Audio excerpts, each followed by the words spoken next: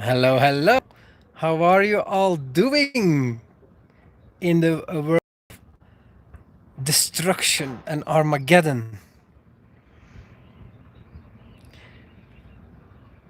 So, I dedicate this live show to the beautiful sales that are available for us investors in the markets thanks to the world going crazy.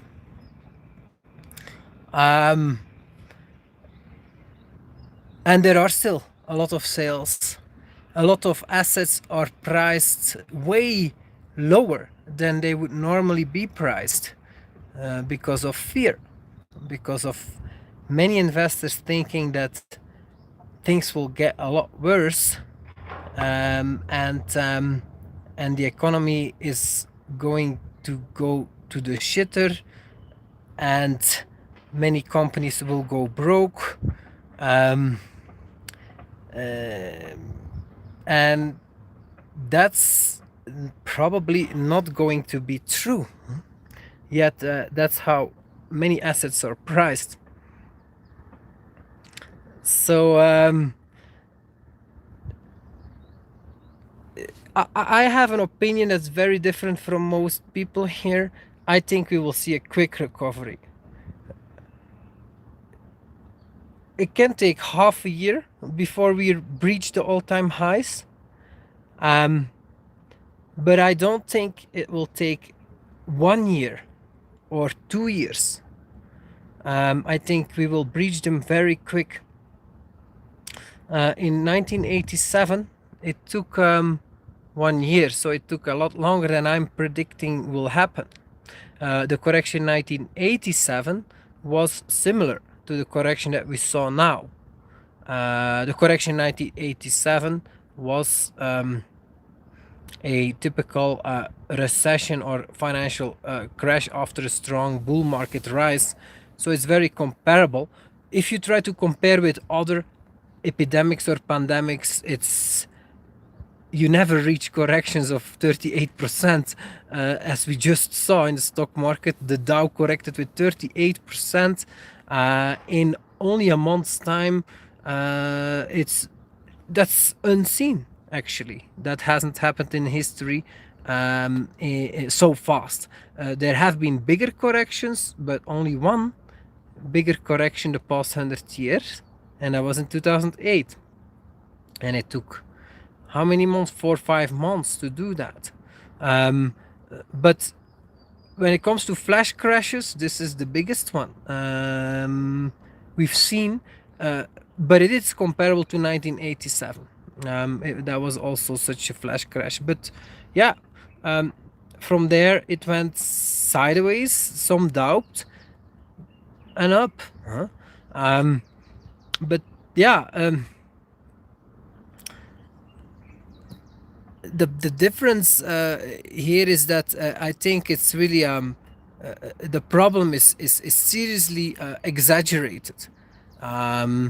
The coronavirus is yeah, not something to worry about so much. It's like suddenly everybody starts to freak out over yeah, climate change, the planet warming up, or the planet cooling off. That was actually in the 60s, 70s, and then lately it was about the planet warming up and climate change. It was also a hysteria about very little, and it's the same here. Somehow, the masses do that. They just go crazy on something that's not so bad, in my opinion, and I could be wrong. But very often you have to go with the flow there also, because you will be totally marginalized and ridiculed and ignored if you dare to claim the inverse. But of course, for us investors, yeah, you have to invest wisely, and of course I can be wrong about certain things. Like in my last show, I called it the Wuhan flu part of the flu family, of the influenza family, and I was wrong. It's actually part of the SARS family. Um, so it is a different kind of virus. But yeah, if you look at the percentage chance that you have to have serious health problems from it, it is, I haven't compared it with other things, but there are many other things that are much more likely to cause harm, like medical harm to your life than the coronavirus. Huh? Many other things are much more likely to harm you, such as simply driving in traffic or eating fat food. Huh? Uh, I mean, that's much more likely to kill you or to seriously harm you than the coronavirus spreading around in the world. Huh? Because even if you catch the coronavirus, the chances are very, very low. Actually, for most people, not for old people, but for young people and average age people, chances are very, very low that you will get serious health problems from it. Huh? So why do we have to like stay inside all day and protect us into with masks and hand sanitizer everywhere and even the suits, airtight suits, and close all shops and bars and restaurants and it's just a total exaggeration, or stop all international flights, close all borders in Europe. They even put containers between the borders of Belgium and the Netherlands. And in Belgium now you can't even walk around. Yeah, you can still walk around in the neighborhood, but you cannot drive to the next village. Like it's gone totally insane, huh? Totally mad, total madness in the world we see now, huh? And I mean, if it would be the plague, like it's happened in when was that? I forgot the date, but when 30% or 40% of people that get infected die, okay, then you should do this. But if like from most people, the average age like is 40 years old, 0.2% dies. You should not lock down the country or the economy. It's not necessary. You can just like lock down the old people's houses. That's smart, but not the whole economy. So it's totally ridiculous, and that's why I believe we will see a very fast recovery, because most people cannot do this very long. Like it's fun for a couple of weeks, but after a month, it's really like get this all over. Like please, like we're now going to pick up our lives again because it's been enough. So politicians can like push these things a bit and to get maximum benefit out of it, and make it look much worse than it really is. And everybody gets their sunlight in front of the camera, but like the populace has bills to pay, mouths to feed, and so the patience for something like this is very short, especially when people are not dying in their neighborhood, which is the case. Yeah, some people in your neighborhood get it, but it's very, very rare to see someone die from it, other than old people, right? Please mention me in the comments if you know someone who died from it personally, and if it was a young person, or an average age person. It's actually rare. So, and of course also then think about other things, like have people died that you know in traffic, for example, or is that number higher? And then people say, yeah, but traffic doesn't have exponential growth. No, but this thing also doesn't have exponential growth the moment people start to be careful, which is now the case globally. Everybody is careful, overly careful. So of course the exponential growth will stop very soon. In 2 weeks from here, the exponential growth stops. Just like it already happened in other regions. It's so important to look at the past to predict the future. And we have it in front of us. We see the past. Many countries were affected months ago, 2 months ago, 3 months ago, like China, Singapore, South Korea. You can clearly see how it's going there now. Much better. Life has picked up again as as before. And also, I have to say something about China because I often bitch on China, and especially the CCP. But some things they also do very well. For example, they like Tesla, for example, is able to produce cars there. Huh? Like the CCP has really made big efforts to really make it possible for Tesla to build a factory quickly, and also to be able to produce despite the coronavirus crisis, and that's very important. So this attitude, I think, will also come to the West once the panic is over with everyone, that they will start to look for constructive solutions instead of like throwing the baby out with the bathwater as they do now. Not throw out the baby with the bathwater, but okay, you can contain this spread of virus without shutting down your life or without shutting down the economy. But of course, the question here is how to make money, and I believe that you should really take advantage of this. You should invest. You should buy. There are different ways to approach this. For example, let's say you value cash today, you want to play it safe. Well, if you look at the fundamentals, what's happening today? Why is this crisis so exaggerated by politicians? Well, because they have the greatest benefit from it. Politicians love make much money when the people are scared,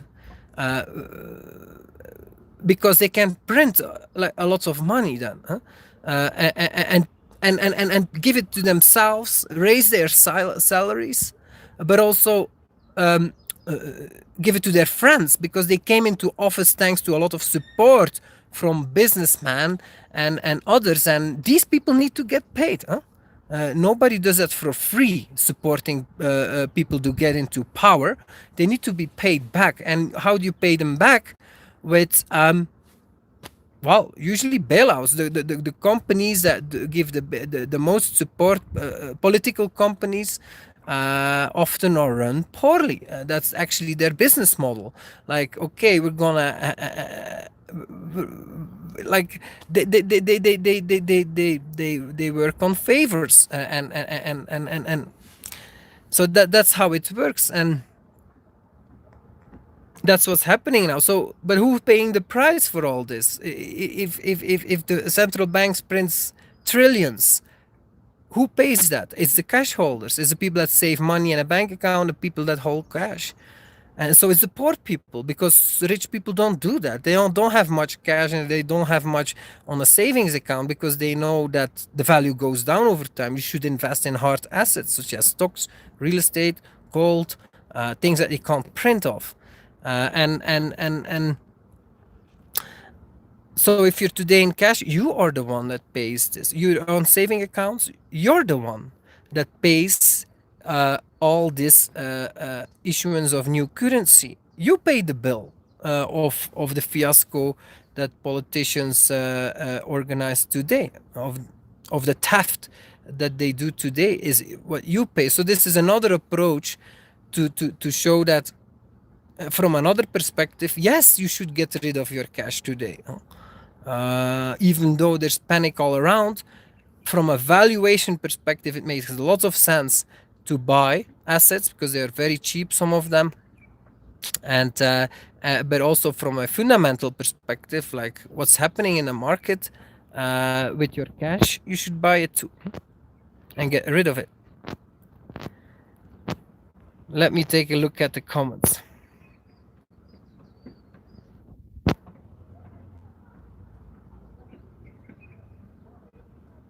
So I think that yes, it is possible that we test the bottom. That is still possible for the stock market and for the crypto market.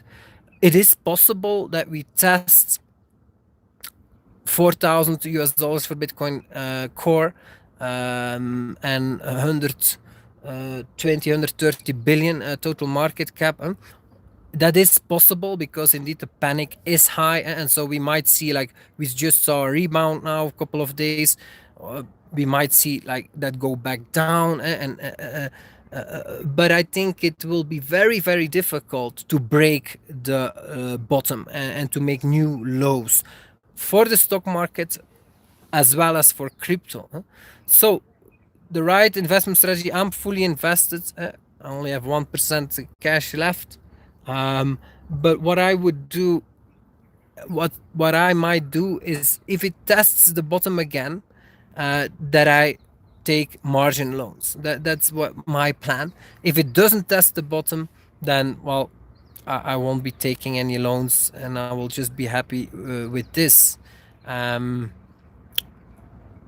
Simply because of the odds that I give these scenarios, I think the odds are very low that we make a new bottom, that we go lower. It's possible, but in that case, what I will do is just the margin loans that I take, I will, of course, work with a margin of safety there, and even if we make a new bottom in crypto, and let's say we break 3,000, we go to below 2, I think then that we will only go below 2,000, like maybe 1,800 or so for Bitcoin core, and maybe 70 billion total market cap. It cannot go lower, just physically impossible. It's too cheap. There is too much money in the world. 70 billion is nothing. The total crypto market cap of crypto cannot go lower. It is extremely unlikely. So yeah, or for Tesla, for example, or the stock market to go to like $100 or so, it is extremely unlikely. So the margin loans that I would take would make sure that I only get margin calls when we get such an extremely unlikely scenario. So that's how I would do that. So that means that, well, I would buy when the bottom is tested to maybe like 20% margin loan against my portfolio, maybe 25 maximum, but I would never go like 50% margin on or 100% and be a leverage of 2 on my portfolio. No, because that margin call is way too high. But taking like 20% or 30% loan against your portfolio, and so being able to buy 20 to 30% more assets, and having margin call only when it's like drops again by 60-70%, which is very unlikely, seems like a very good strategy, I believe. But I think that if you failed to invest your cash, you have to just work in allocations. You do have to invest 50% today of your portfolio if you fail to do that, because we just got a rebound, but it may go down a little and then up down, but always make higher lows, and it never happens that the bottom is tested again. That's actually I think more likely. So you can't just hope for the bottom to be tested and then do whatever you failed to do in the past. No.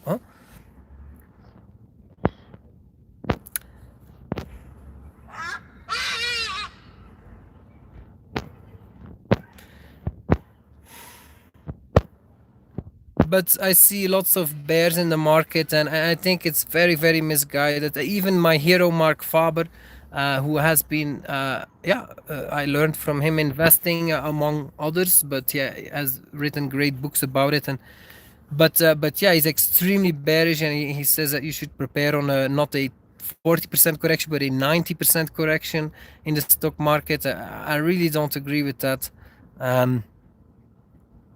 And in the end, I have to look at track records. Mark Faber, I stopped following him once I discovered that actually he's not really investing in the market. He has a permanent portfolio. He's only 25% in stocks always. And he has like 50% bonds in his portfolio always. Like, that's not investing. Investing is not hedging against every scenario, because then your average return is like 8%, maybe 10%. That's like how much you make, 3% or 4% after inflation, and before expenses and taxes sometimes even also. Like, that's not being that's you're not gonna increase your capital much that way. There is much more possible in the market if you try to buy low and sell high, huh? But it is not so easy to do that, huh? Because as you see today, everybody says, "Oh, when it's gonna correct or when it's gonna go down, I will buy." But you see what happens when it corrects. Like the fear is very high. It's very difficult to buy. And the other way around, also, everybody says, "Yeah, if it goes up a lot, I will sell." But once it goes up a lot, it's very difficult to sell.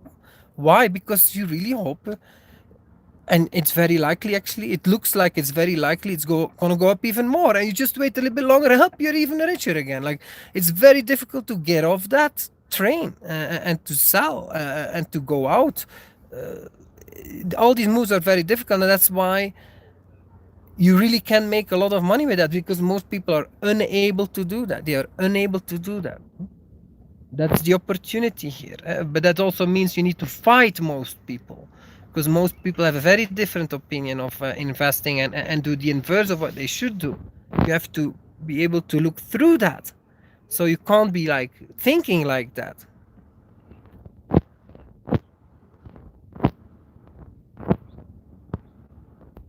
But yeah, here in Africa it starts to become bad now too, sadly. In Kenya, the first cases are there now. It's growing exponentially. It's now 30 or 40 or 50 cases or so, and one has died, a 66-year-old. But yeah, like, it's so, you can't say they die from coronavirus. When an old person dies from coronavirus, very often they have other illnesses also in the heart, of the lungs, or other things, and so they, just like when people die from a flu, which actually happens very much, it's also usually a combination of different things, and the flu is the final nail in the coffin, literally, that does it. But you can't say then that the flu caused them to die, because they are weak already. And it's the same story here with the coronavirus. So it really skews the. It really makes it look very much more worse than it really is. Like in Italy, yes, many old people die. It's very bad and sad. But what you see is that it's actually quite rare that you have such a mass that many old people die at the same time due to coronavirus. It's quite rare. You saw it in China, you saw it in Italy, but many other countries that didn't happen. And so what could be the case, for example, is that the lungs in those, like, there was another research done by another professor, and what he said was that actually the two things that Italy in that region there and China in the Wuhan region have in common is that there's lots of air pollution, and so that actually weakens the lungs a lot. And so if you're an old person and you've lived there for many years, your lungs are much weaker than other old people in the world, and so it makes you much more susceptible to die from something like this. All these things don't get said. It's really a lot of yes, sowing of panic.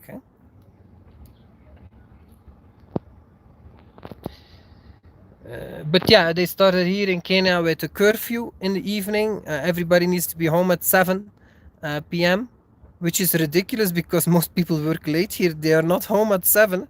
They are closing shop at 8 and they are home at 10 or 11 in the evening. People work many more hours here than in Europe. And so that creates lots of problems. And it's very sad to see that politicians here are as stupid as they are in other countries. And it can get much worse. Yeah, this is only in the night now. They can also change it to the daytime, and then it's a total nightmare, of course, especially here because many people actually do need to make money to eat. In contrast to Europe, they actually need to eat to pay they can't afford to stay at home. So if the government wants them to stay at home, it needs to pay them too. But that doesn't happen here. The government doesn't pay people with benefits or something like that. No. So it's very irresponsible behavior, and it's getting sold on TV as, oh, we are doing the right thing and it's very wise to do to avoid the coronavirus spread. But most people won't die here from the coronavirus, even they catch it. They die from living in the mud. uh, so, but what you see is actually that it's just like, don't let a good crisis go to waste. That's what's going on for these politicians for the most part.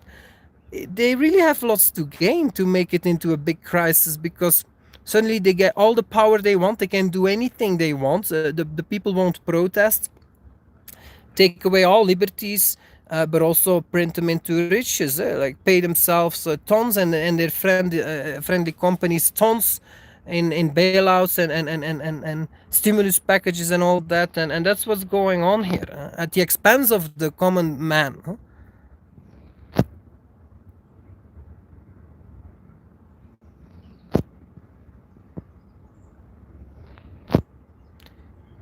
Jan Urankar asks, do you think 35% cash is too much? Yes, I think you should really not have any cash anymore today.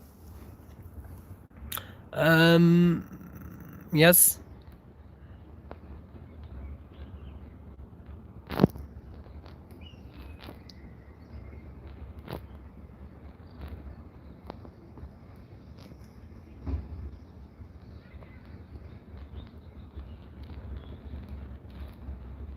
Reading the comments.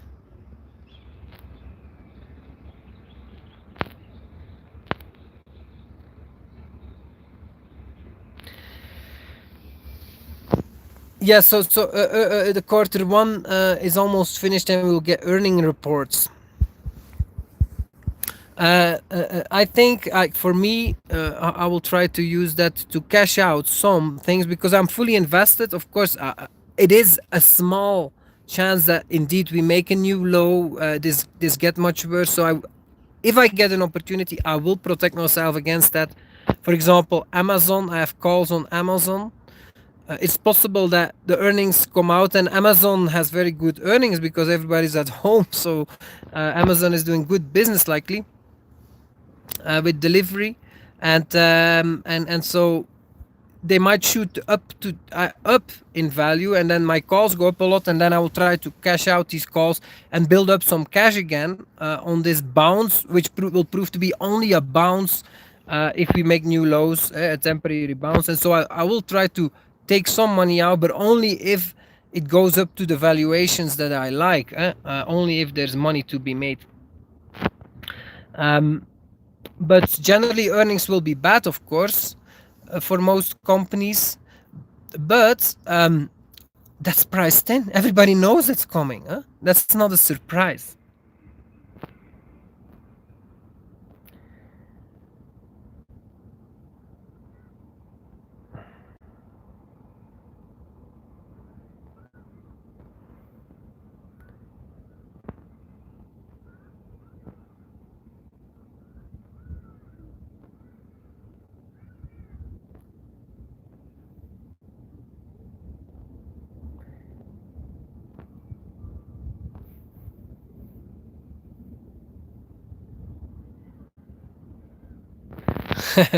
Citizen Scientist says that he's only 30% invested, but he senses that I will make soon a video that I made a huge mistake. And he says it's been a long time that you made such videos, so it's time for one of those. And that's a good point.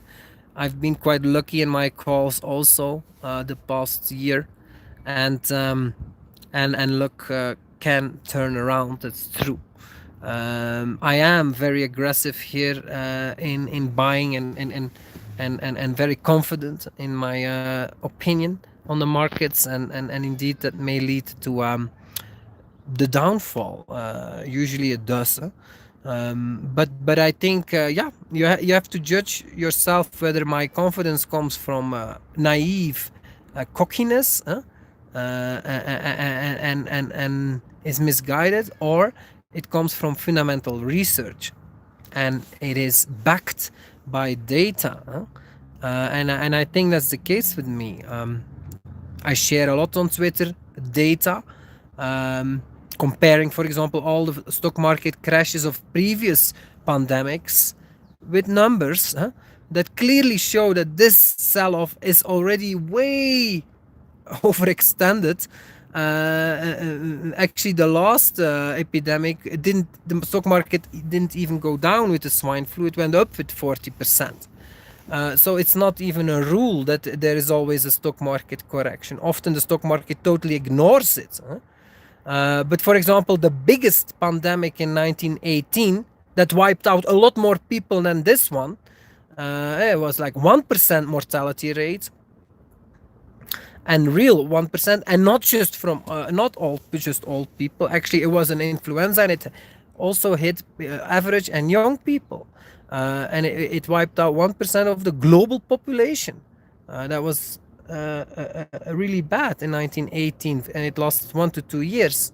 The stock market corrected 10%, only 10%. And then people say, yeah, but it was after the war, the stock market was already depressed. I can't judge that. Like it's like, yeah, might be true what you're saying there, but yeah. After that, we had the Roaring Twenties. Stocks went up incredibly. So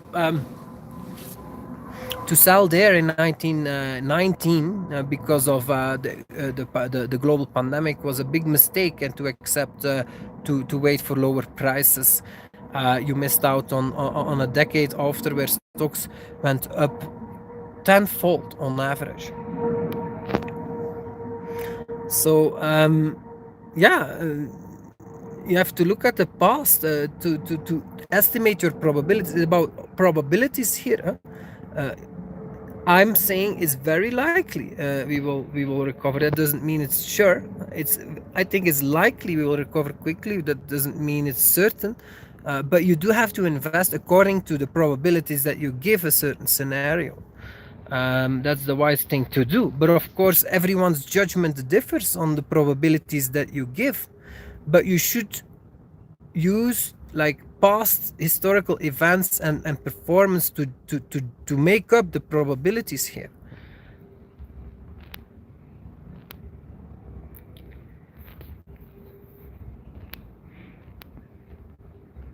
But if I'm wrong, I will make a video about it, and you will always hear about that. I always admit my mistakes. I'm not ashamed to do so. It's also guesswork for me, but I hope my guesswork is educated, and you can see that it's educated.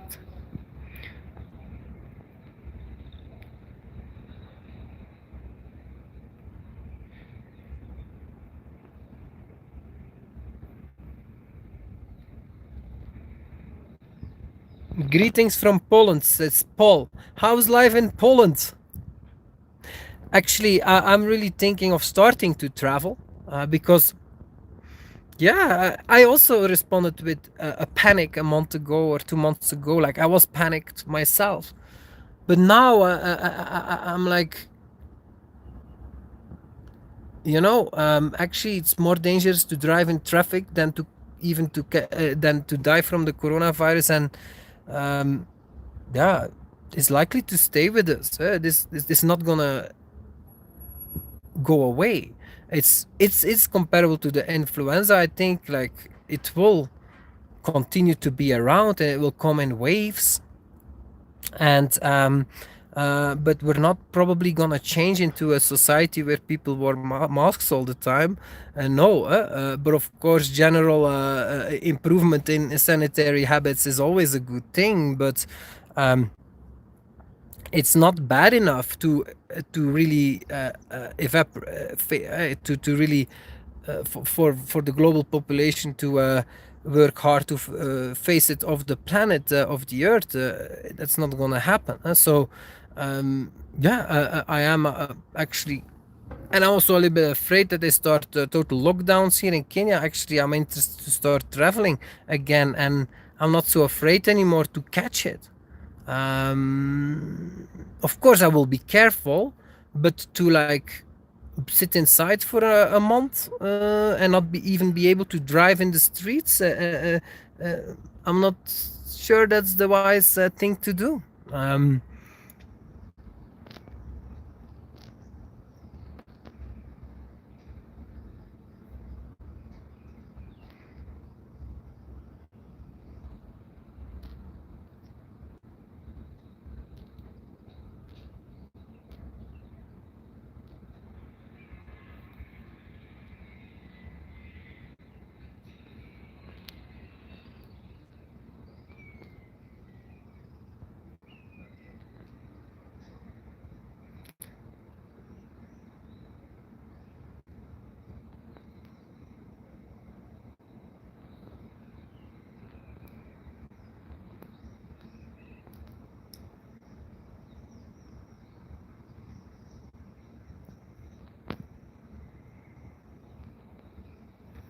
I'm 100% Tether.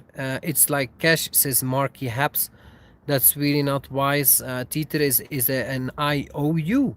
It is indeed not US dollars. It's not even US dollars that you hold with a reputable exchange like Coinbase or Kraken or Bitstamp or Binance. You can hold. I actually Binance. I'm not even sure that's possible. But if you hold US dollars or euros with them, well, it's also an IOU, but like it's on their bank account. They have that on their bank account, and even if they go broke, you might get a piece of that paid out. But Tether is an IOU from a company, an offshore company, that already has proven to not have the reserves. Like they have more Tether outstanding than the amount of fiat they have on their bank account. So it is the Ponzi. You should not hold that. That's really not smart. That will unravel sooner or later, and you will left holding the bag. You should not invest in Tether. Okay, maybe if it's like for a couple of days to make a trade, yeah, okay, but not hold that long term. Huh? And then you should not be 100% cash. It's not smart.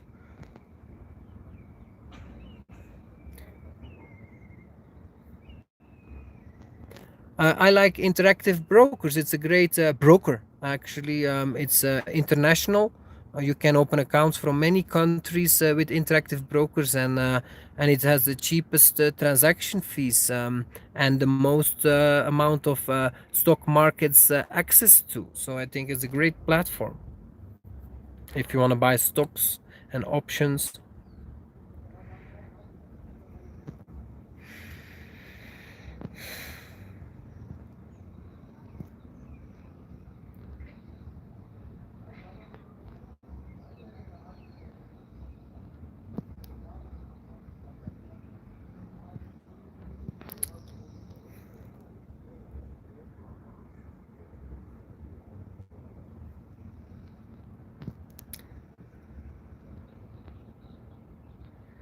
Um,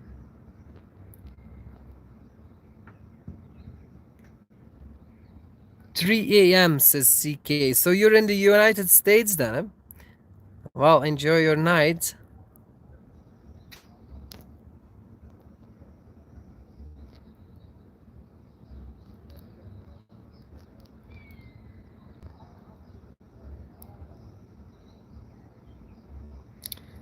Do you think that the Spanish flu had a hand in the Great Depression? No, because the Spanish flu was in 1918, and then you had the Roaring 20s, 10 years of booming stock market. But the stocks went up very high. Why? Because the government, as usual, was printing lots of money, and so this money was coming into circulation, and due to that, stocks went up a lot more than they normally do in a bull market. But it's of course made people feel very rich. And of course, you had also lots of innovations in the 20s that made this boom cause. Like there was television, it was automobiles, it was radio, a lot of very impressive telephone innovations that really impressed people. Like the world was changing rapidly then, and all these companies were bid up in value, and were all in a big expansion of the industry. Like we see in crypto today, many currencies come onto the market. At the time was many television producers and television stations and all these things, and so that really boosted or radio, sorry, it was radio, television was later. But the Great Depression was after that, when the bubble collapsed in 1929. But we've seen something similar in 2008. But so that was 10 years after the Spanish flu, so that was not caused by the Great Depression, was not caused by that. No, what people think and what's often said on in the financial media is that the Great Depression was caused by having too tight of a monetary policy. And so Bernanke famously said in 2008 or 7, I will not be causing a Great Depression by having too tight of a monetary policy, by printing too little money. I will not do that, because the propaganda is that that's what happened in the 30s, and due to that too many companies went broke, and it took too long for the economy to recover. But that's not true. That's just what they say in the universities these days, because they're all paid by governments and these professors, and they tell the government propaganda, and the government propaganda is always why they should print more money, not why they should print less money. Yeah? So actually what happened in the Great Depression was that there was massive money printing also, and they launched all kind of projects. The government, they built the Hoover Dam, then they built highways, like they did a lot of works, construction works, believing that, okay, if the economy is sitting on its ass and the people are not spending, then we should start spending as a government, and we should start investing, and then the work for people will have work, and they will start to produce, and we will that way lift the economy back into motion. But it's not true, because when they print lots of money and they invest it in highways or dams, well, all that money is stolen from the people. It comes not out of the air falling into their lap. No, it's taken from someone else. It's taken from the people that hold the currency, the people that have cash under their mattress in the 30s, and people that have money at banks, savings accounts. And bondholders also, people that have bonds. That's who you steal from. And so when you steal so much money from the people, well, it causes inflation. You double the amount of money in circulation. Well, that means the value of money goes down, because the amount of products and services is not doubled when you double the amount of money in circulation. No, that stays the same.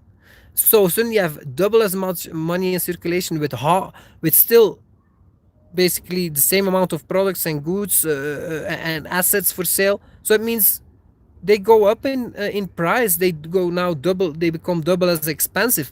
That's not an immediate thing to happen, but in the long run, that's what happens. And so it's actually totally the inverse. That's what's true. It's because they printed way too much money in the Great Depression and wasted it on projects that were not required. Like, I have no concrete examples here, but likely the government lays a new highway. Well, it's whatever these politicians thinks is the best route to lay it, but often it's actually not really where that road is needed, and it often, like, it's just way too soon to build such a big highway there, and it will take 5 or 10 years before it's actually optimally used. So it's a lot of wasted resources. And it's taken away from the people. And if the people would still have kept their money, and if everybody would have been able to decide for themselves what to buy or what to invest in, they would have made much better decisions, and people would have stayed much richer and would have invested much wiser than the government did, and the economy would have come out much more quick. And so that's what you actually need to do, but that's not what's happening, and that's really something that's fundamentally wrong in our economy today. Still is the fiat system that allows politicians to print lots of money and to misallocate that money. First of all, steal it from people, but also to really invest it in things that it should not be investing in. And like, for example, today they print lots of money and they give it to Boeing. It's a company that's been struggling for years to make planes profitably. And these companies, they are almost or like working like governments. They're old companies that have not innovated, have very little competition, due to a lot of way too many regulations that the government has put onto these industries, and they don't make money, they lose money, so they should go broke, and but they don't. So this is a pure misallocation of money. They should not get money, and certainly not from the savers, people that save money or invest in bonds or on saving accounts. Why should they all pay to bail out Boeing? It's a bad thing to do, and it causes a lot of poverty. And who benefits? Just some people that mismanage a company. They benefit because they should lose their positions. They should not be running that company because they run it poorly. But they benefit, and most people lose. So that's why we invest in crypto. That's why I believe in crypto. That's why I've invested big in crypto and continue to invest big in crypto, and you should do so today too, because it's very cheap crypto. 180 billion is the total market cap. That of all cryptos together, that's nothing. And it is the future, because cryptocurrencies are much more competitive than fiat currencies. They go up in value over time instead of down. Of course, it's a free market. Just like with companies, many companies suck. You have to use your brains when you invest in cryptocurrencies. You can't just invest in all cryptos and think you're gonna make money. Like, you have to invest wisely in cryptocurrencies that are managed well, that don't inflate the supply, for example, and give that money to people that don't produce much value, as happens in some projects. You shouldn't invest in that. You should use your brain. But if you use your brain, you can easily find projects that do a great job.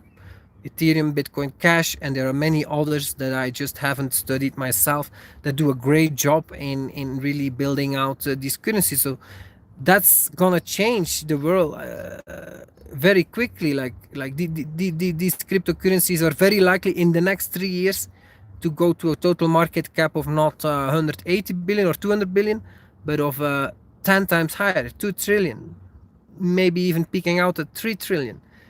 And that's only in 3 years that you will make on average a 10x in crypto. That's where you should be investing today. And not only for the money, also for the world, also to help your children.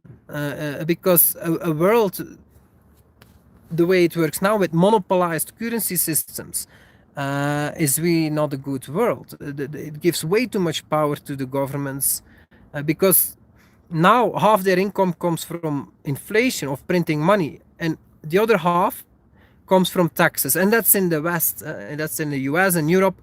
About half comes from taxes and half from money printing. If you look at the bonds that governments sell, well, half of those bonds, those bonds are almost all bought these days by central banks, and so that's pure via money printing that they get that money and are able to sell those government bonds. But of course, they also have a big income from taxes. So it's about half-half.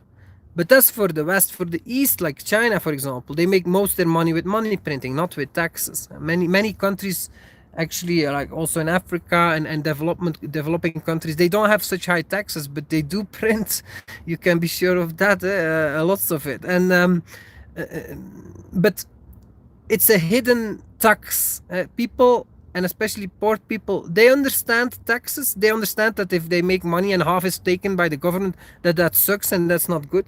But they don't really understand that if they put money on a bank account, that actually every year the government in the West, in Europe, America, takes 5% of what they have on their bank account. Actually, it's even more. It's actually 8% they take. But thanks to the economy growing 2% per year, the purchasing power only goes down with 5 or 6%. but they actually take 8% per year from people that save money on a bank account on average.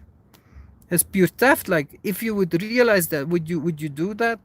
Have cash when they know, every year they take 8% away. But yeah, poor people and uneducated people, like, they don't even have the option to invest in real estate or stocks. It's just like beyond them. They are trying to survive. They don't have time to study markets. They just try to make ends meet. And so when they are able to save some money, the only thing they can do is put it on a savings account and hope to get some interest, which is zero also today. So it's a system that keeps poor people poor, and it's therefore a very bad system. It's socialism, or you could call it crony capitalism that we are in, as Mark Faber says correctly. It's not really capitalism. It's crony capitalism. It's capitalism for some, and for many, it's actually socialism and getting government money from the government. And those that work in the capitalism system have to pay the bills of all the others.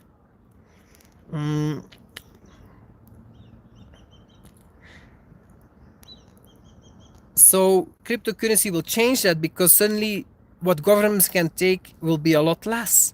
They will not be able to take from inflating the currency anymore. No, because they can't inflate currencies. When you have private currencies competing with each other, then their fiat currency will not be, like, it will have no value. And I think that will happen quickly. Like, in 20, 30 years, cryptocurrencies will be a lot more valuable than fiat currencies. And so their ability to print more money will be a lot lower. And so then they either have to take it via taxes, and that's much more difficult.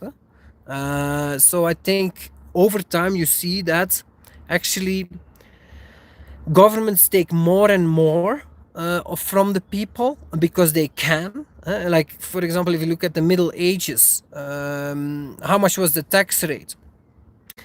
When 99% of people were farmers, I don't know how much it was, but maybe it was like from the crops that they produced, maybe they had to give 10% or 20%, but it was not 50% because people would starve to that. But because people are much richer today, like, not 99% needs to work on the land, it's only 1% that works on the land today.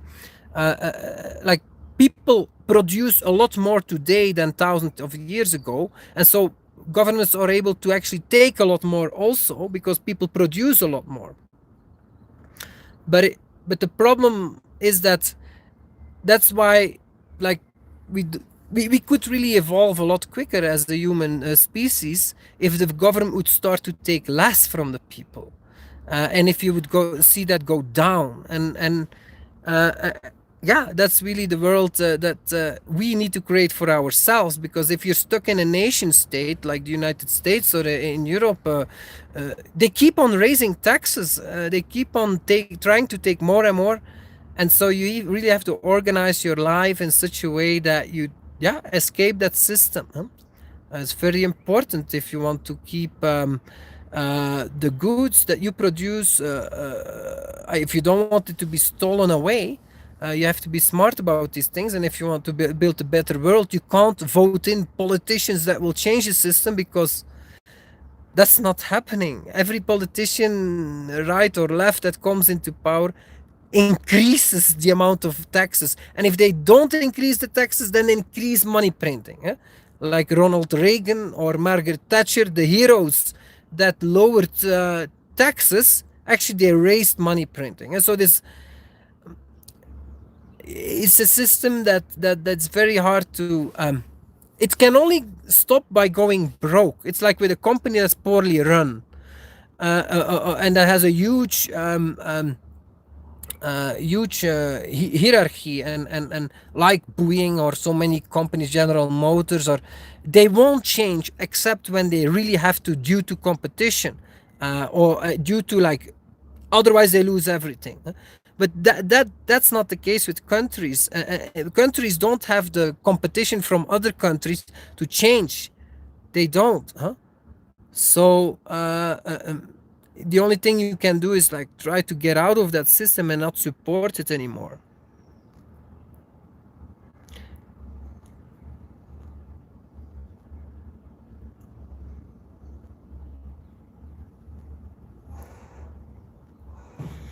Taking a look at the comments.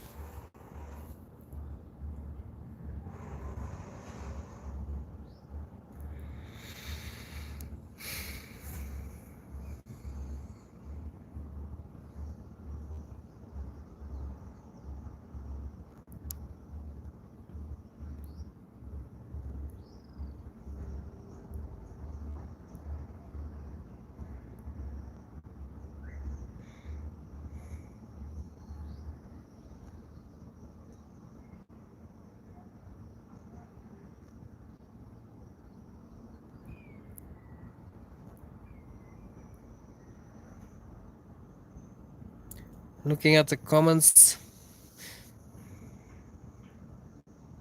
What's your thought on the Ethereum / BTC ratio? Well, Bitcoin Core is still at 65% market dominance, market share, and I made a good tweet showing the pattern. It's very easy. It's basically Bitcoin Core lost market share since inception. So if you look at coin market cap since 2012, the market share goes down, and it continuously goes down. Sometimes a little up, but it goes down till the end of 2017. So for 5, 6, 7 years, it just continues to go down from 99% to a low of 33%. And that was at the peak of the bubble in 2017. It had the lowest market share of only 33%. And since then, we had the bubble collapsing. And then, of course, Bitcoin Core gains market share because, well, people look for safety.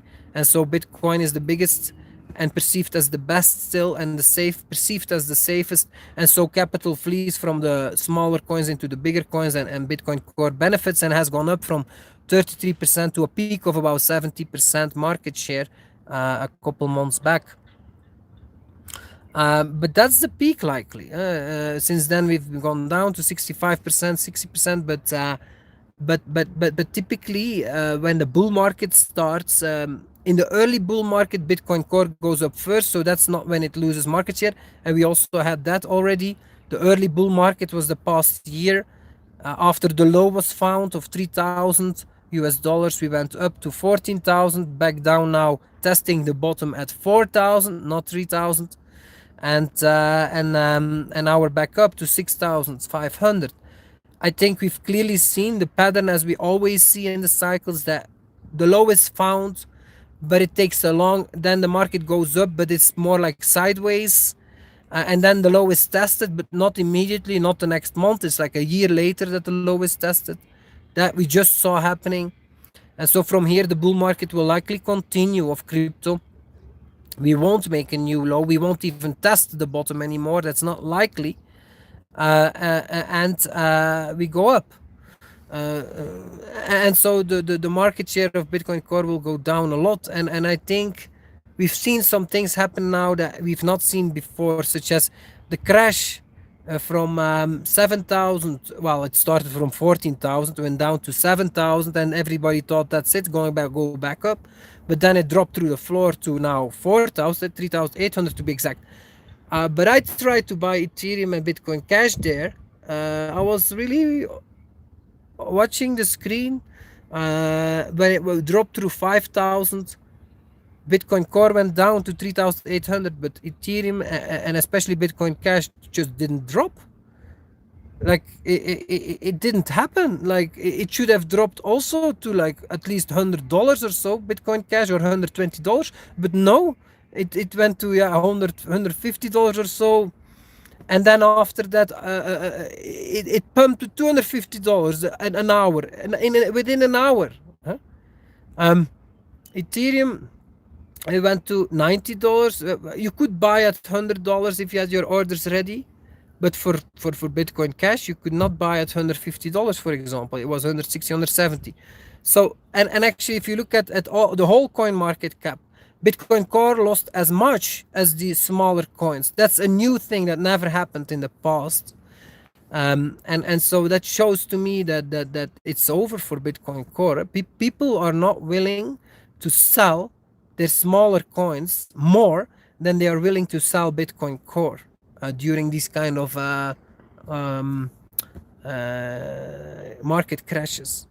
And that's a strength that we haven't seen in the market in the previous cycle. And it shows to me that, well, it's just the pattern of the past is extremely likely to continue, and that is that Bitcoin Core will lose a lot of market share in its coming in the current bull market, and continue to lose a lot of market share and will make new lows, and likely that will be, instead of 33% market share in the peak of this bull run by 2023, it will likely bottom at about 20% market share Bitcoin Core, and it's still at 65% today.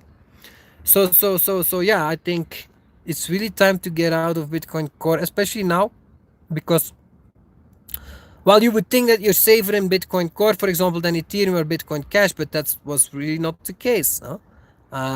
But the next stage is that, well, as before, Ethereum, Bitcoin Cash, and many other coins will go up a lot more than Bitcoin Core, and it's very likely here. Huh? And also, yeah, I mean, just the Bitcoin Core team continues to fail. It's clear. Like, you used to have a big hype about Lightning Network. Everybody had this lightning strike in their Twitter handle, but that's also going away, because it's clear that the Lightning Network is failing. Like, it's not getting adopted. Merchants don't start to use the Lightning Network because the system is just not practical. It's too cumbersome to use. It has too many faults. It's too unreliable. And so what you end up with is still just Bitcoin Core on chain with expensive transactions still today. Huh? And that is clocked. It takes sometimes very long to see your transaction confirmed. And that's still today. And it started 2-3 years ago, and it's still the case today. But what they are trying now is the Bitcoin Liquid, and that's the end goal that they always wanted to do. And what is Bitcoin Liquid? It's not Bitcoin. It's an IOU network between exchanges and Blockstream, and they fool people that, hey, you have Bitcoin Liquid. They call it Bitcoin Liquid, but it's not Bitcoin. You give your Bitcoin to someone and you get IOUs. Exactly the way banking works. When you give your euros or US dollars to the bank, you think you have US dollars on your screen there, or euros, but you don't. You have IOUs. What the bank does with your US dollars or fiat currency is they invest it in something, usually mortgages. They borrow it out, lend it out. And actually, you can't just say, give me my money back, because it's actually invested, and the bank can go broke. They can lose their money, and then your money is gone. It's the same story here. Bitcoin Liquid is not Bitcoin. It's, they get your Bitcoin and you get a promise to be paid back Bitcoin, but they can go broke. They can lose all your money, all your Bitcoin. And that will happen also likely in the next few years. But first you need to fool enough people to switch their Bitcoin for Bitcoin Liquid, and not being aware that they are actually just lost their Bitcoin. Huh?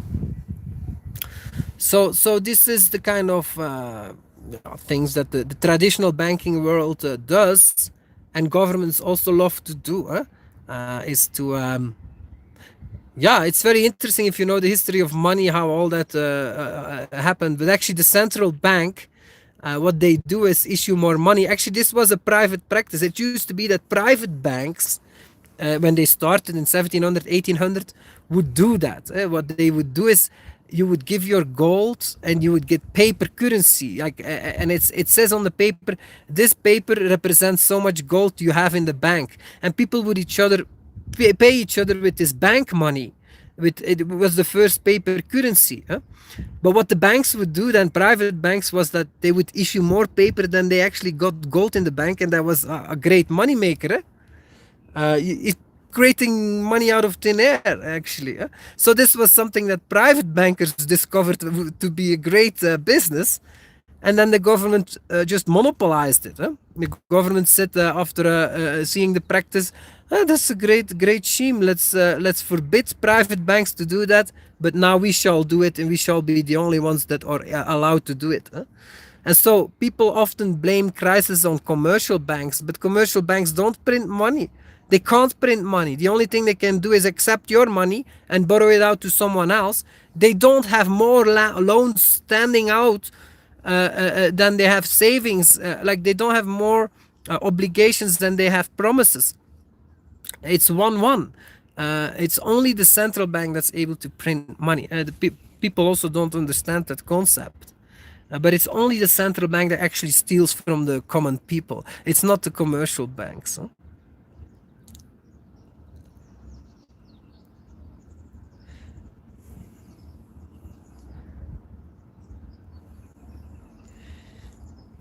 "140 people, welcome all."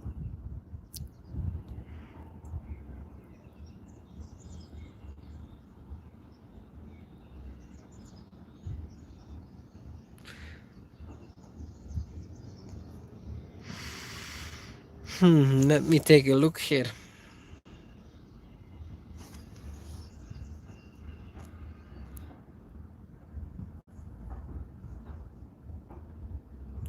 M&M asks, under the present conditions of COVID-19, are you more bullish on crypto or on good stocks like Tesla?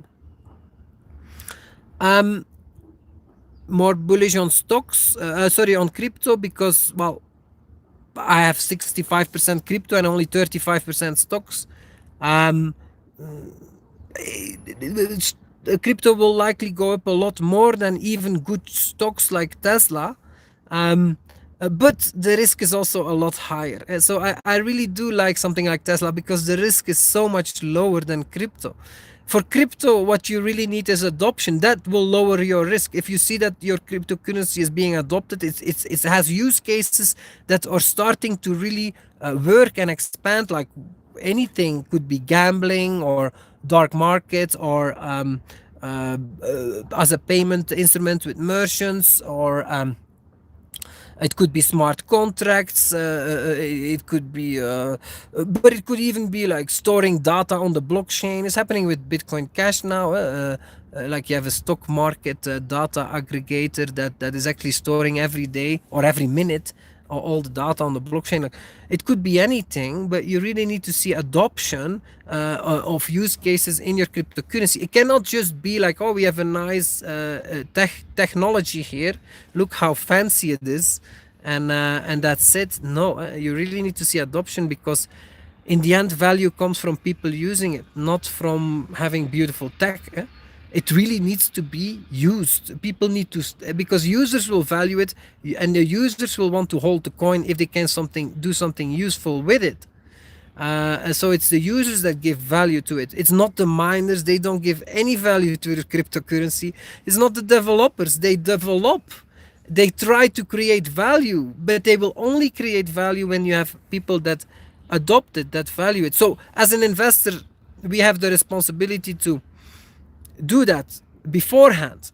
So we don't really use it, but we invest in it. Sometimes we use it, but that's not our job. Our job is to invest in those coins that will see adoption, because if that happens, then the value of our investment will go up, we make a profit. But we invest in something that is not getting adopted, well, the value won't come and we will lose our money. So as an investor, it's super important that you evaluate your cryptocurrencies on adoption. And for example, if adoption is slow or going down, that's very bad. That's what happened with Bitcoin Core. The merchants dropped it. It's really going down actually in merchant adoption. That's terrible. Like, you should not invest in something where adoption is going down. Of course, Bitcoin Core has adoption in other segments where it's going up. So, okay. But yeah, there are different ways to judge adoption, such as amount of transactions, but you have to be careful. It can be manipulated also, but that's very important. Amount of transactions, amount of user accounts, amount of conferences, amount of meetups, that all will show you whether there's life there or not. There is a lot of trickery happening in the world of investing always.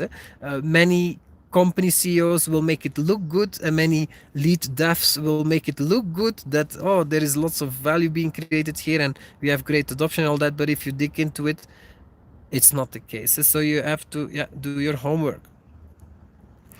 But I hope that was of use. So you can lower risk in cryptocurrency by making sure there's adoption. That's why I'm so confident in Ethereum and Bitcoin Cash, because there is adoption. But I'm not so confident about other projects because often there's not really adoption.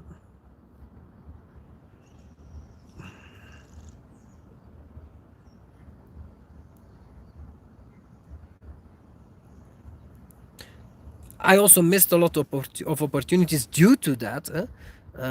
For example, yeah, I mean, in the beginning of a project, of course, you can't have adoption. You always start with just promising tech, and so you can also invest based on that without having any adoption.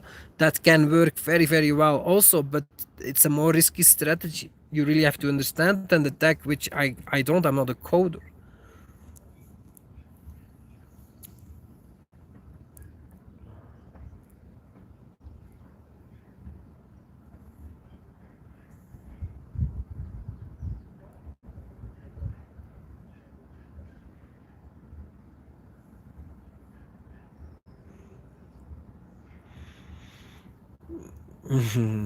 Yes, it's true. The UK has admitted that 95% of people that died from the Kung flu actually would have died anyway the next year or 2 years because they had many other complications. That's very important detail. Huh?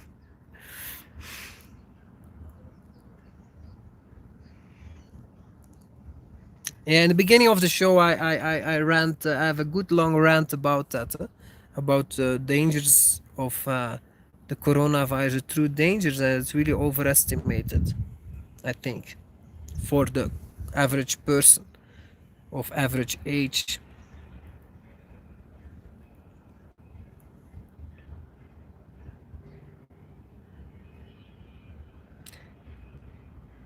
Also, I want to do a special request. Did you sign uh, the petition for Ross Ulbrecht? I know it's some work, signing, but if you haven't, yeah, that's something where you could give me value back, because, well, yeah, it's a job, but you could let like the people around you also sign it, and if you can add 1, 2, 3, 4, 5 signatures to it, that would be really great. Because this guy is locked for life in a U.S. prison, and it's very sad. It's now 7 years, and actually he was instrumental in making Bitcoin happen. It was thanks to him that Bitcoin succeeded, because Bitcoin was just a nerd project of like, hey, we have this new kind of money here, but it had no value, and it was at great risk to be um, shut down by governments. Uh, but um, but Ross Ulbricht, I think, because of course it's not 100% sure that he was behind the Silk Road, but I think, yeah, if he was, and that's why they locked him up for life. But if he was, then he was instrumental because, well, it was the first use case of Bitcoin, because Silk Road was not possible without Bitcoin, because you can't have a dark market on the internet and pay each other with cash. That's not possible, because it is not practical. Cash through the mail is not, takes way too long. It's not, but and it's not international. Also, it's, you can't pay each other with bank transfers, of course, but you could pay each other with Bitcoin, and he was able to start the Silk Road thanks to the existence of Bitcoin, and people paid each other with Bitcoin, and that made it like flourish. The Silk Road was a dark market, but was especially marijuana. It was, I think, it was not weapons. It was not hard drugs. I'm not sure what was allowed, but not everything was allowed. It was not like, so. But it's thanks to that Bitcoin got a adoption and got value, and that was the early years. And it's very sad for him, like, yeah, that he's locked up for life. So if you could sign that petition, because that's his only hope to get out, is that he gets clemency from a president, and a president will very likely only do that if there's like major support. If many people sign a petition, then he might do that because, well, he has something to gain then, because he'll be popular if he does that, but otherwise he won't do that.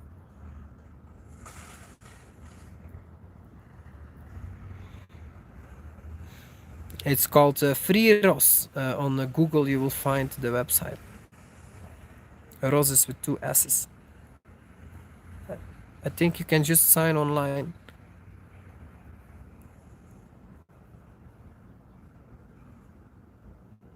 He made also a beautiful letter today for his birthday. It's beautiful. You should check it out. You can see it on my Twitter.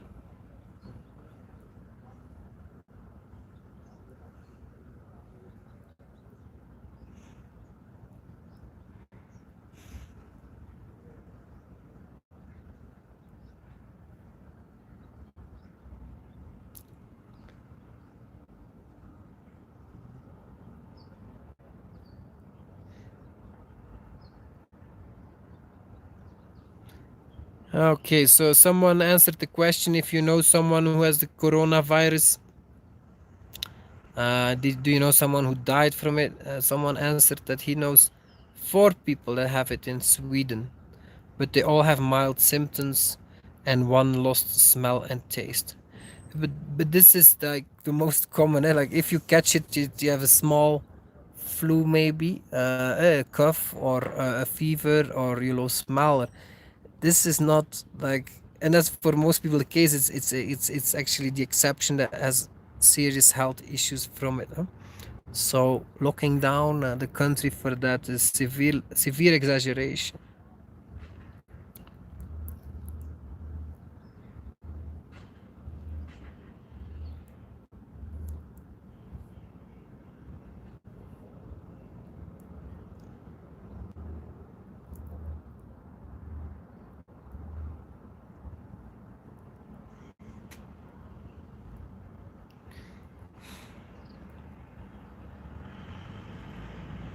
A lot of bears here in the chat too, huh?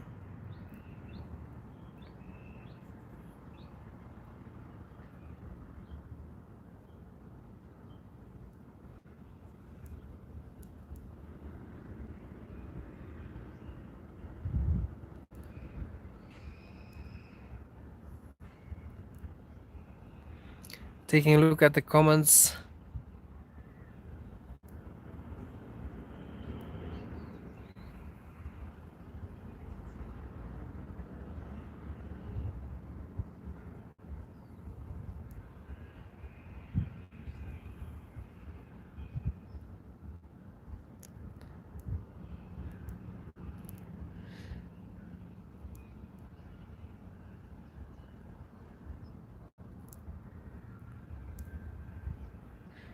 Jeremy Nee says that I don't see any adoption in crypto.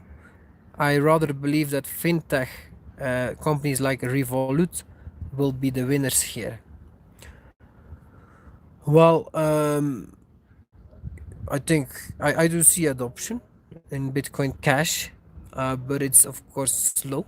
It's slow, but I think the first adoption is by investors that value sound money.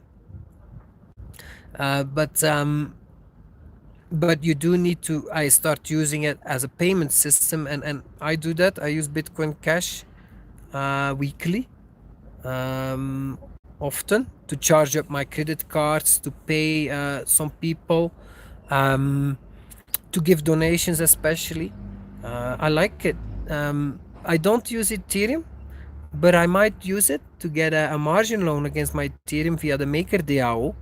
I send out the tweet that yes, it is risky to take a margin loan because the MakerDAO really failed. What happened was that last week or 2 weeks ago, when you had the market collapse, so you could borrow money with the DAI against your Ethereum, but of course you're gonna get a margin call if your Ethereum, the value of your Ethereum doesn't cover your loan. You get a margin call, and then you either have to deposit more Ethereum or your Ethereum gets sold into the market to make sure that you don't have a higher loan than the value of your Ethereum, and to basically pay back a piece of your loan. And so when the market crashed, what happened was that the Ethereum network got clogged up, like the Bitcoin Core network. That's really not good with Ethereum. They have high transaction fees, and it really can't put through many transactions. But due to the clog up, there was a bidder able to bid nothing for the Ethereum. And so what happened was that the people that got margin calls, their Ethereum gets sold normally into the market at market price, but they didn't get market price because the bidder didn't pay market price. He paid zero, and so he was able to buy the Ethereum for $0. And so the guys that got margin called got $0 for their Ethereum, and so zero was paid down of the loan also. So it continues to sell because the loan needs to be like covered, and so they lost all their Ethereum, and they still have the loan outstanding. So that's a total failure. But it also happens in and that's the danger with margin loans. It also happens in the traditional world with stockbrokers. When you have a margin loan with them, and suddenly the market crashes, they can decide what they're gonna sell from your account, and they might sell something that's not liquid at all, and thereby sell a lot of it for almost no money or way below market, just to and thereby really like cause you to make a lot more losses than you should. So now, for example, with interactive brokers, they have the rule, but that's quite recent, that they have to sell first the most liquid assets you have in your account before they sell less liquid assets. So it's always a risk if you have margin loans, because you rely on whoever offers that margin loan to sell your assets properly for a fair market price, and you're so totally dependent on them. So that's why you really want to try to avoid being margin called. That's very risky. But it's true in the traditional stock world as well as in crypto. And of course, today, after having such a disaster in the Ethereum world, very few people trust this system now. But actually right now is the right time to do, because they've just improved their system. That's likely not going to happen anymore. But also, well, the market is likely to go up a lot. So if you are able to take margin loans against your Ethereum, what you will see is that the value of your Ethereum goes up, and suddenly you can actually borrow more and more and more and more, and you can invest that money in other things. I wouldn't invest in the same thing. I would also not invest in crypto, but you can invest it in, for example, the stock market, where you still have great buys today, and thereby make a lot more money. Of course, the risk is that prices collapse again, and you get margin called, and you have to sell your stocks to be able to not lose your Ethereum. But the chance for that to happen now is much lower, especially if we, for example, test the bottom and we go back to, for Ethereum, say $100, or Bitcoin Cash $150, or Bitcoin Core $4,000, or the stock market goes back testing the bottom. Yeah, that's a great moment, because then everybody fears again. Oh my god, we go to new lows. Like everybody will be sure, like, yeah, now we're gonna break the bottom, and now it's all over and done, and we go into depression. But actually, that's the right time to take a margin loan and invest at those prices with your margin loan into the markets. So that's my plan.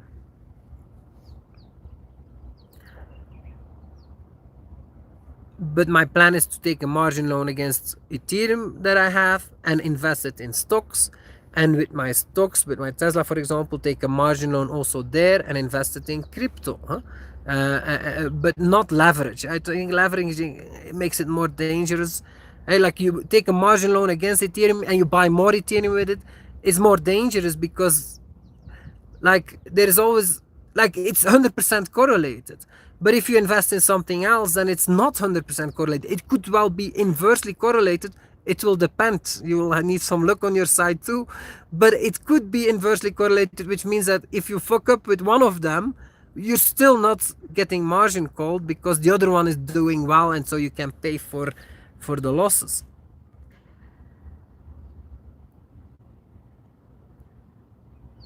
This will be the longest live show, since we all have time these days.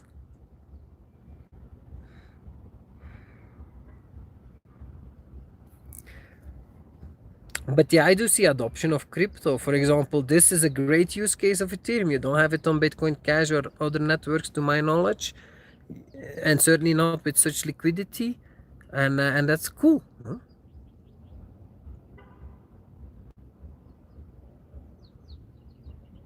And this is actually fintech. It is fintech. Huh?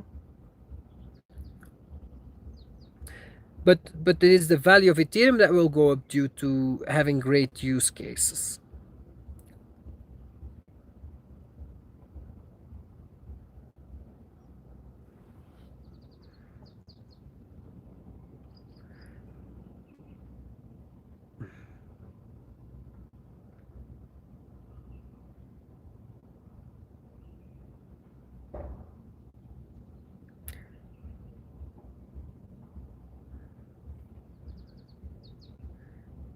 Thank you for moderating O. I really appreciate it.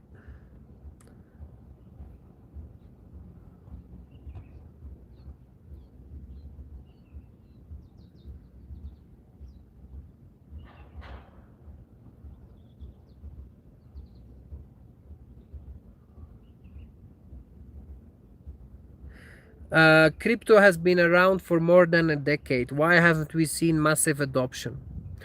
Well, because it's always in the first stages that it's investment adoption. It's not actual adoption. When there's a new tech, even a new lens or a new technology, then it's always first the investors that will jump on it, that see the potential. Usually a new tech really needs to grow first before it becomes um, easy enough to use or cheap enough to use for the common man before you get real adoption. Was, for example, the case with the internet. It took a very long time. It started in the 60s or so, but it took till the 90s before it was really user friendly enough. And the first wave was, of course, visionaries that adopted it, and people are willing to go through a lot of are willing to go through a lot of pain to use it, which is not the common man. And also, yeah, visionary investors invest in it. Like, it's normal in the early stages, and then you always have enemies of a new technology that try to, because it threatened the status quo. For the internet, for example, was the government that prohibited people to use it. Um, and telcos that bought up the technology because they saw it as competition. But same is happening in crypto. It's a serious competition for fiat currencies, and so what happened was that Bitcoin got hijacked by the banking, traditional banking system via Blockstream. They invested in Blockstream and successfully were able to kick out developers in the Bitcoin core team and basically change the direction of Bitcoin core into a banking system, not a cryptocurrency system with no counterparty risk. No, they're creating a banking system with Bitcoin Liquid where you have high counterparty risk, and you and they make money actually by inflating the supply behind your back or with transaction fees. This is not crypto, but because it was hijacked, well, it slowed the adoption of Bitcoin, because if that would not have happened, actually Bitcoin was doing okay on the adoption front. It wasn't explosive, but more and more companies were adopting Bitcoin Core as payment systems 3-4 years ago. It wasn't that big of a success. Like, for example, in Belgium, you had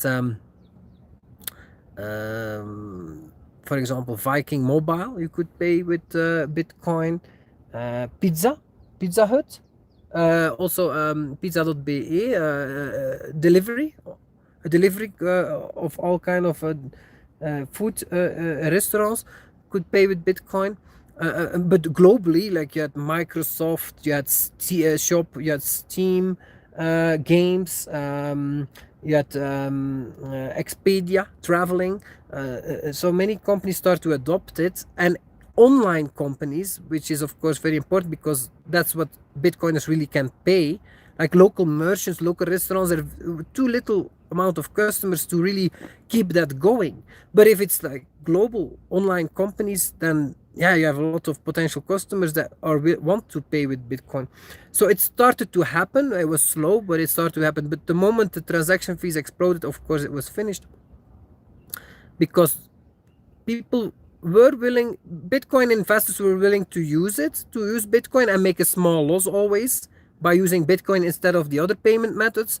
But they would do it because it pumps their backs. Like if Bitcoin gets adopted, it's good for them. The value will go up of Bitcoin over time. But the moment you have to start paying $1, $2, $3, $4, $5 for a transaction fee, it's too much. And what you see is that actually the Bitcoins don't use it anymore. And so the merchants also drop it, and that's what happened. Expedia dropped it, Viking Mobile dropped it in my country, Microsoft Store dropped it, Steam Games dropped it. Like people just dropped it, and it was a real big failure for Bitcoin. Very sad and a big setback. Bitcoin Cash takes up from there now, and is rebuilding. But that takes time. It's many years that was lost due to this. So that's the explanation why crypto isn't really that adopted that much. It's a combination of it's not user friendly enough yet, but also the enemies are successful to keep it down also.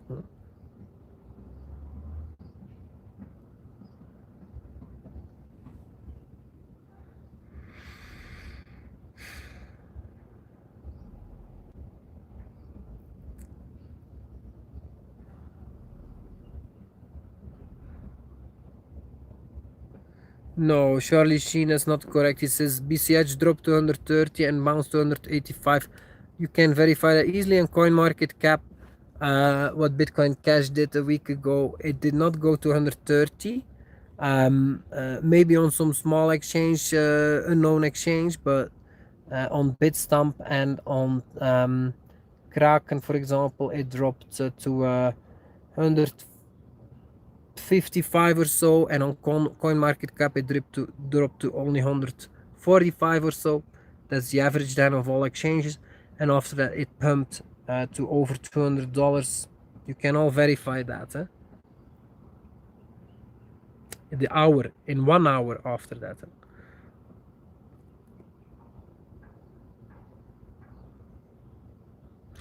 Chris asks, hey Mark, would like to hear your thoughts on buying call options instead of buying the stock or the coin. So I just started with call options. I never did this before, and it's new for me. But I noticed, for example, that as the market has rebounded now the past few days, actually my call options didn't rebound as much. So I would have been better off just buying Tesla stock at $400 and keeping it, instead of also buying selling my Tesla stock and buying call options. That's the case right now, but it's clear that there is serious leverage on these options.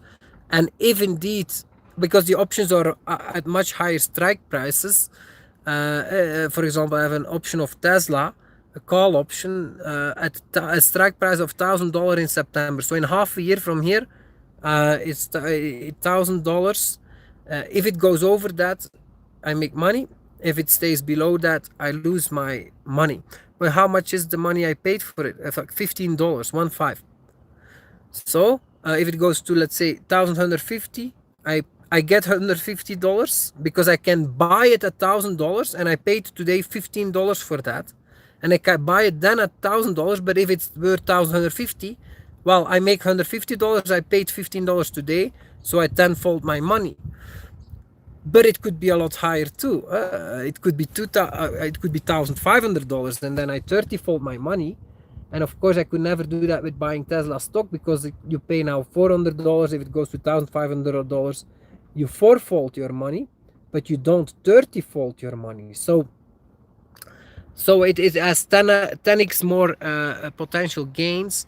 But at the same time, it's much more risky because you need really it needs to happen within 6 months, otherwise I just lose my money. So it all depends on the price you pay for that call option. If it's high or low, you have to judge that yourself. But typically in a climate where people are totally panicked and think that we go into a recession and depression, they really can't even imagine that the price will that we'll have a strong and quick recovery. So the call options are usually also priced like that, that it's very cheap to buy because people think that's never gonna happen. And so if it happens, you're able to make lots of profit. So I think it's worth trying. I've tried it, but it's all, I only did it because I was able to copy someone who's an expert, Jack Rickards from EVTV, and yeah, I just copied his portfolio and of call options, and yeah, we'll have to see if it works out or not. I hope so, but I could as well lose it. I actually invested 15. I had 35% invested in stocks. It was all Tesla, but then I flipped and I only have 20% now Tesla and 15% invested in these options. And some expire in June in 3 months, some in September in 6 months. And it's Tesla, but it's also Amazon, and it's also Uber, and it's also Apple, and all are at the strike price of the all-time high. We'll see how that goes, huh? But they are still like I'm in a loss with these options, so you can still buy them for the same prices that Jack Rickard bought them or I bought them, so you can still like try to do that also.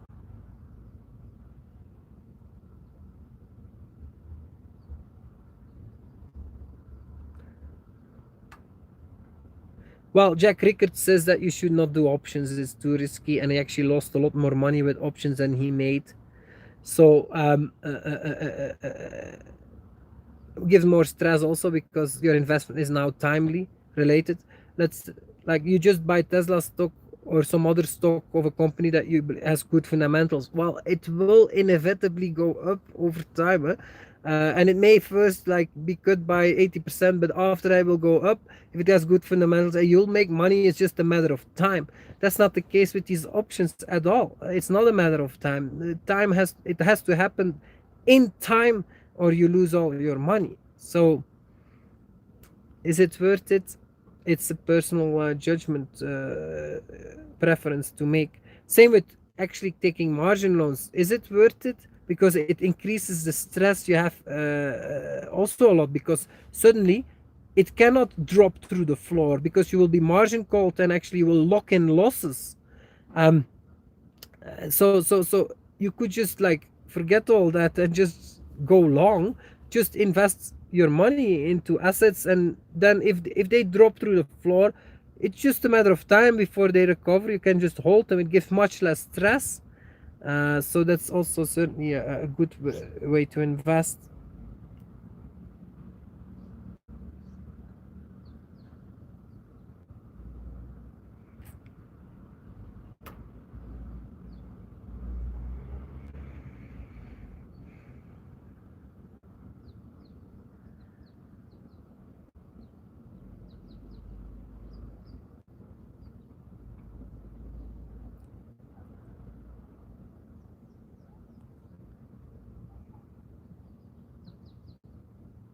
A lot of the comments are very bearish and think markets will go lower. You should invest in cash and gold and all that.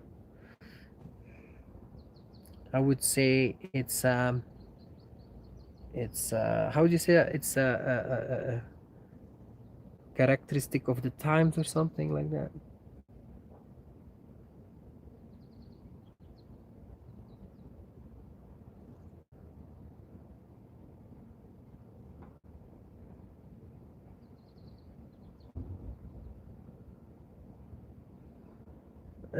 Any Ghost gave a fun comment.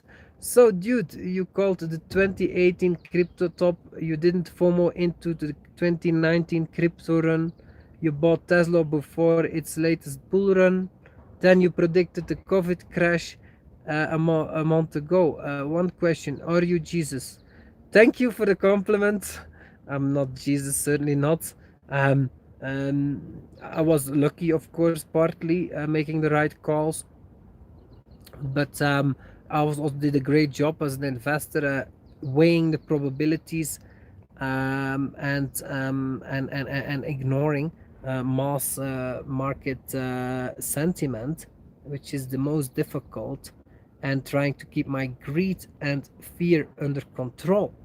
And that's also a very difficult, and I've made still many mistakes in that whole run. For example, yes, I called the 2018 crypto top, but I went only from 90% crypto invest exposure to 70%. And so I only at the top sold 20% crypto, and I was 70% invested when the bear market started, and rode it the whole way down and lost 80% of my portfolio that year in value. I continue to make big mistakes, but I try to learn from each one of them, and improve my return, my my strategy over time. So and I think today is really, you have to keep your fear in check. You have to keep your fear under control.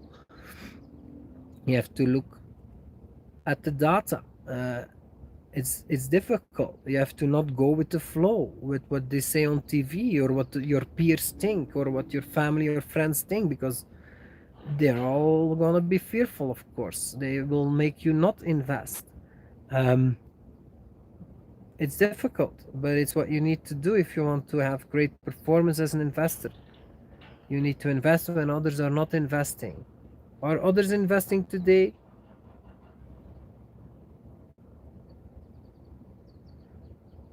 And not in fear assets, like that doesn't count. Investing in bonds or in cash or in gold today does not count, because it's a fear asset. It's the wrong investment. Investing not in safe assets today, but in risky assets. Are people investing in risky assets today around you? And then, of course, I don't mean your advanced crypto friend investor that has made very good returns the past few years and has proved to be a great investor. No, I don't mean him. I mean the common man around you, where most of the capital lays. What are they doing? Are they investing in risky assets today, such as in stock market, in stocks, in cryptocurrencies? Are they taking margin loans or investing in call options?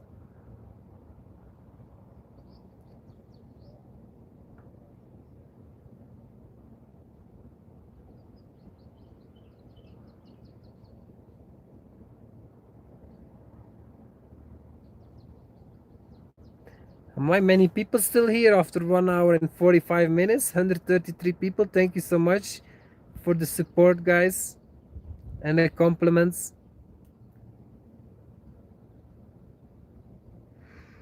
How much percent are you in Bitcoin Core and Bitcoin Cash? I don't invest in Bitcoin Core anymore since early 2017, so I don't hold a position in that. But I do invest in Bitcoin Cash, and I have about 40%, 45% of my total portfolio is invested in Bitcoin Cash. I believe today is really the time to stash crypto and start a hodl strategy.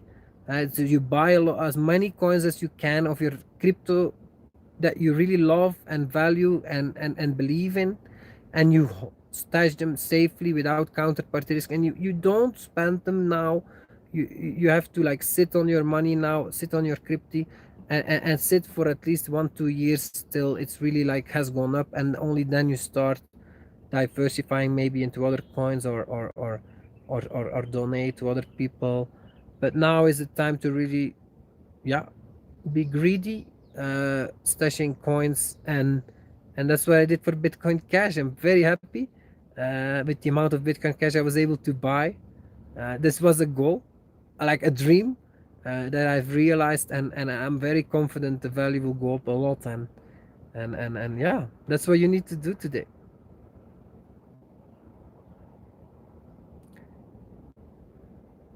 But yeah, like a year, 2 years ago, I would have said, let's put it all in Bitcoin Cash, and go to a much higher percentage, like go 80% Bitcoin Cash, but actually I'm only 45 because I changed as an investor. Um, yeah, I take a more rational approach. I don't go only with my heart, but also with my mind. And I think Ethereum is makes a lot of sense. A very good investment risk reward ratio, likely to pump actually before Bitcoin Cash since it's the second biggest crypto. Um, and a much lower risk actually as Bitcoin Cash because it has much more adoption as Bitcoin Cash. But of course, it's much more expensive. Also, the market cap is 5 times or 4 times higher than Bitcoin Cash. So, but it's worth having. And the nice thing about having different investments is, well, some will pump and others not, and that allows you, or dump even, some will dump against your expectations, and that allows you to balance between different investments, and you can make considerably more money then. So yeah, that's why also, like, I'm very happy with investing in Tesla, because it's very uncorrelated to crypto, has much lower risk. Like the adoption there is bright and clear. There is no doubt this thing is being adopted without a doubt, at a rapid pace, and extremely competitive and user-friendly products they sell. These cars, the Model Y, wow, wow, what a deal, huh? 40,000 US dollars, and you get a SUV, electrical SUV, that is, yeah, uh, probably going to last, not 200,000 kilometers like a normal car, but 100, uh, 200,000. How much is that if you do that times 5? 1 million kilometers, yeah. Um, and it will drive on its own. It already drives half on its own, but maybe in 1 to 2 years, 3 years, it will drive fully on its own, and it's the same price. It's what you pay today. Huh?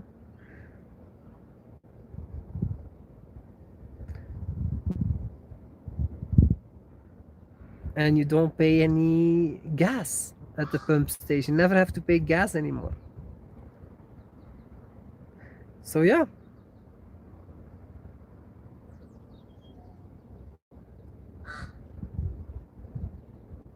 Maybe someone can put a link to the petition of Ross Ulbricht to sign it.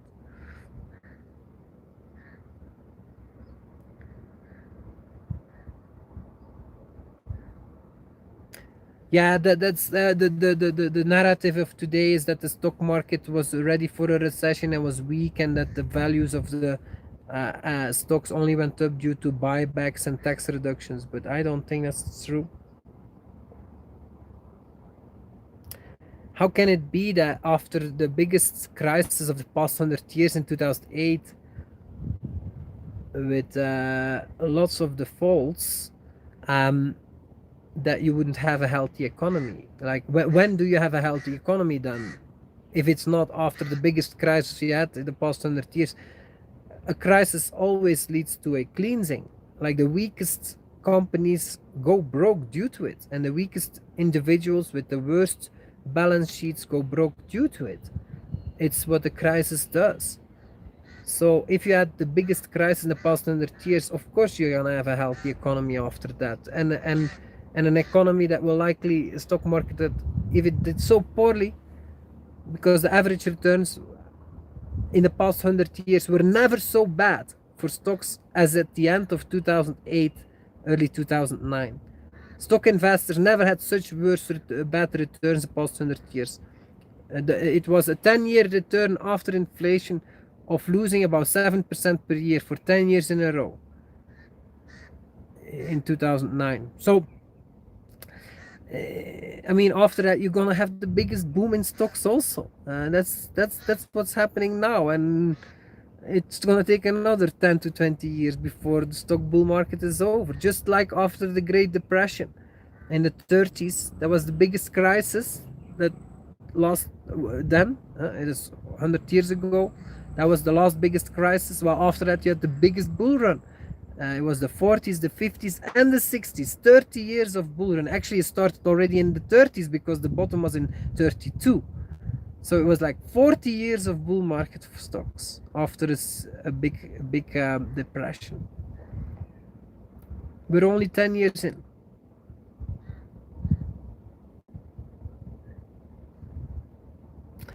Someone else who knows people that catch the coronavirus. Israel did 9/11. Great name, actually. I agree with that. The 9/11 attacks were orchestrated by the deep state of the United States and Israel. They worked together to do those false flag attacks, which happens quite often, that nations, governments will attack their own country to make it look that there is an enemy and that they now need to go to war to beat that enemy. And they do that because that allows them to print lots of money to pay to their, well, all these war companies that receive billions. And also, of course, it helps the politician in power, because suddenly when there is an enemy, well, everybody is behind the president and he gains a lot in popularity. But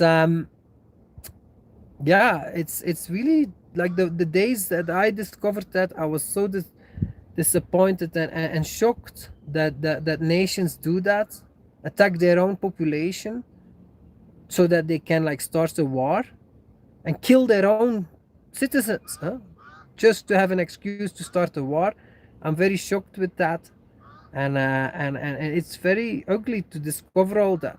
Also, once you realize all these things, and same with the moon landing, it's not possible that we went 50 years ago to the moon and since then we've not been there. It makes no sense. Like, we've not been on the moon. It was just a show on TV and the whole world believed it. It was just a big lie. So that's what governments do. They just outright like create false stories, and you see it on the news, you believe it's real. It's just totally not true. And it's all there to manipulate the population into whatever they want to accomplish. So yeah, I mean, once you realize all these things, you look a little bit more skeptical also to this crisis, because this crisis also fundamental, vital information is not told. Like, oh, everybody is dying in Italy. Yeah, but they're all on average 75 years old. Isn't that important to say? Is that an important detail? Actually, Mark Faber thinks it's a bioweapon, the coronavirus. It's created in a lab. It's not possible that it was naturally a mutation. If you look at how it looks, this virus, it seems that it's composed in a lab. So it could just be a bioweapon that's launched by the United States in China to keep China down. That's possible too. Because, yeah, what was happening right before the crisis? Well, Hong Kong had severe protests against China. There was also a trade war going on between the United States and China. It could well be just a bioweapon that was planted by the CIA in Wuhan, or it could be a bioweapon that was worked on by the Chinese government that got released by accident. But yeah, I mean, that's the nasty world we live in also. There is lots of beauty, but there is lots of destruction going on also, and killing. Yeah, it's important to see all that for what it is. And to me, it looks like this coronavirus thing, in the beginning, it was really dismissed by the US government as not important. But it was important. There was clearly a big problem starting there. And then suddenly they changed tune, and it's like the worst thing since the plague. But the facts don't support that. It's not as bad enough to shut down the economy. It's not. So what's going on? Well, it's probably like all the other terrible things that happened. It's a fabricated crisis to steal trillions from the population. That's what's going on. That's why all these governments around the world love this and jump on it too, because it's the same story for them. Every government can suddenly fill their pockets and accomplish whatever they wanted to accomplish and use the crisis as an argument. And we all do it ourselves too in our personal lives. Like for me, I have two girlfriends, but they don't like each other very much. So what I try was, okay, let's live in isolation, no more family and friends. So we have to live more together. Then you guys have to get a better relationship with each other. So we all try to actually take advantage of the crisis and try to realize the things that we hadn't realized before, or that now we have a good excuse to realize. So it's a personal thing. It works on the personal level, but it also works on the group level. So all these dynamics are at play.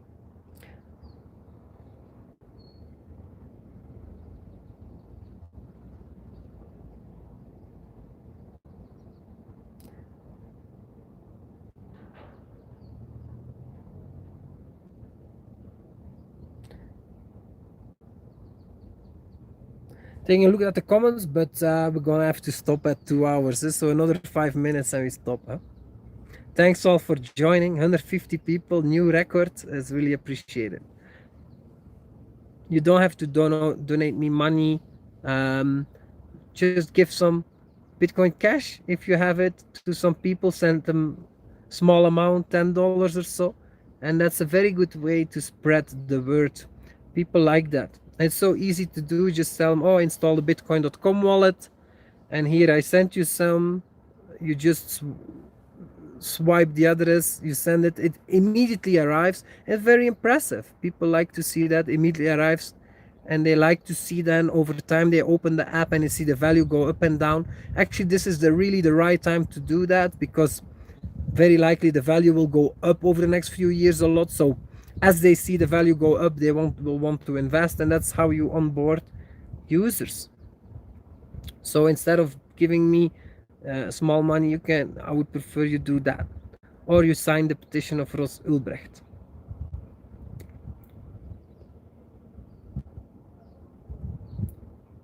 Or you let someone else know about my work, because I have not many followers compared to the amount of the quality of work I've put out over the many years. So that also is very valued if you can just retweet something of me or share a video of me on your Facebook. Okay, sorry, it dropped, but I'm gonna end the show. Also, I don't think I can go through all the chat, but let me give it a try. No, I think we should end it. Thanks all for joining. I really appreciate it, and I hope that you guys invest and calculate your chances and the odds, and look at the risk reward, and or find the courage to do so, and overcome your fear or keep your fear in check, and look at critically at the things that people say on TV or on Reddit or on Twitter. Very important. Have a great weekend.